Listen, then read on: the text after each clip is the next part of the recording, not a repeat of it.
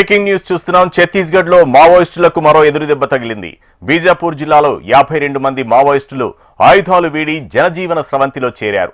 ఇందులో 21 మంది మహిళలు, 31 మంది పురుషులు ఉన్నారు. లొంగిపోయిన వారిపై మొత్తంగా 1,41,00,000 రివార్డున్నట్లు పోలీసులు తెలిపారు.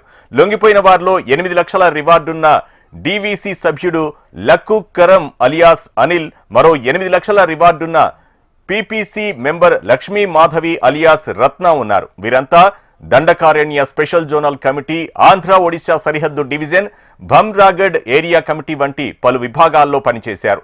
హింసా మార్గం వ్యర్థమని గ్రహించి ప్రభుత్వ పునరావాస పథకాల ద్వారా కొత్త జీవితం ప్రారంభించేందుకు వారు ముందుకొస్తున్నారని బీజాపూర్ ఎస్పీ జితేంద్ర కుమార్ తెలిపారు. జనజీవన స్రవంతిలోకి చేరిన మావోయిస్టులకు ఆర్థిక సహాయం, నైపుణ్య శిక్షణ, గృహ వసతి, ఉద్యోగ అవకాశాలు కల్పిస్తామని హామీ ఇచ్చారు.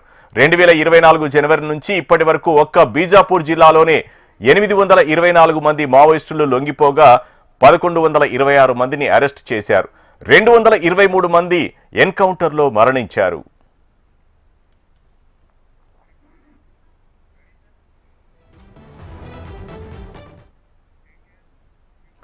మావోయిస్టుల లొంగుబాటు ప్రక్రియ కొనసాగుతుంది. తాజాగా ములుగు జిల్లా ఏటూరు నాగారం ఏఎస్పీ ఎదుట 2 మావోయిస్టులు లొంగిపోయారు.